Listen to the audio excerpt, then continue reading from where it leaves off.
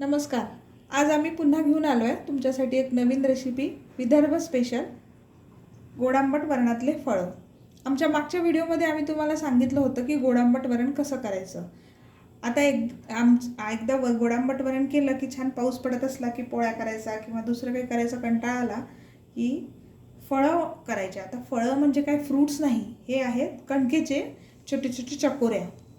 त्याच्यासाठी लागणारं साहित्य म्हणजे अगदी बेसिक इन्ग्रेडियंट आहे. जर गोड आंबट वरण तयार असेल तर, आणि जर ते नसेल माहिती तर आमच्या मागच्या व्हिडिओत जाऊन एकदा बघून घ्यायचं.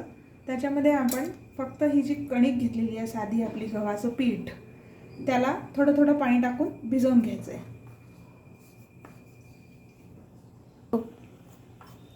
आता इथे थोडं थोडं पाणी टाकत आपण हे छान पीठ असं मळून घेतलं आहे. आणि जास्त नाही टाकायचं, सैल पण नाही उद्याचं, खूप कडक पण नाही उद्याचं. आपल्याला एक साधारण डो करायचं आहे. आता याच्यात तुम्हाला किती छोटे मोठे हवे तसे हवे. आमच्याकडे छोटे छोटे करतो म्हणून याचे असे अगदी छोटे छोटे गोळे आपण करून घ्यायचे.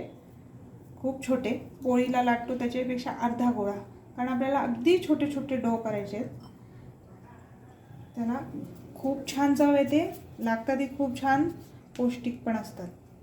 आणि हे अशा हातावर छान प्रेस करून याला असं पुरीचा शेप देऊन घ्यायचा आहे. तुम्ही हे लाटून पण करू शकता, साधारण छोट्या पुरीसारखं पुरी मेकरमध्ये करू शकता, किंवा पोळपाट लाटण्यावर लाटून असे छोटे छोटे छोटे. मी हातावर करते कारण त्याची चव खूप छान लागते. खूप जाडसर नको, नाही तर शिजायला त्रास होतो. असे एक साधारण 8 ते 10 या गोळ्याचे होतील आहे.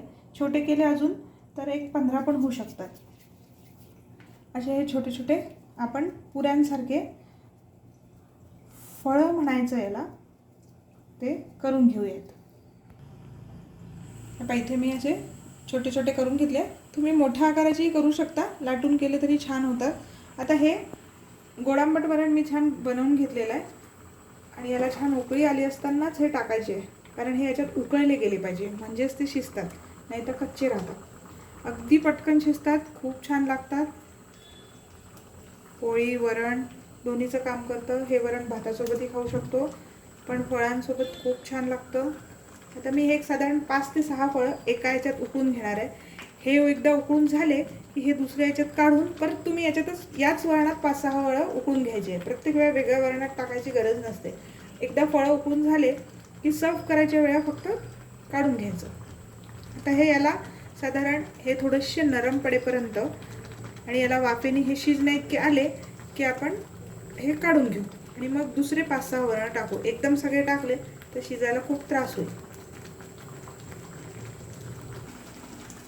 आपण आता इथे हे फळं एकदा लीड ठेवून ताटली ठेवून जर छान उकळू दिले तर ते पटकन 1 ते 1.5 मिनिटात 5 फळांचा लॉट उकळून होतो छान.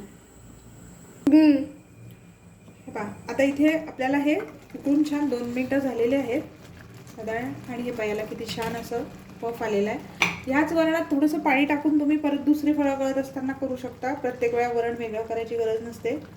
आता हे छान असे फळं मस्त गरम गरम तयार झालेले. सर्व करताना हे असे काढून त्याच्यात थोडंसं वरण घालायचं आणि असे छान मस्त गरमागरम सर्व करायचे. थँक्यू. करून बघा रेसिपी, कमेंट्स बॉक्समध्ये टाका. तुम्ही पण करून बघा. थँक्यू.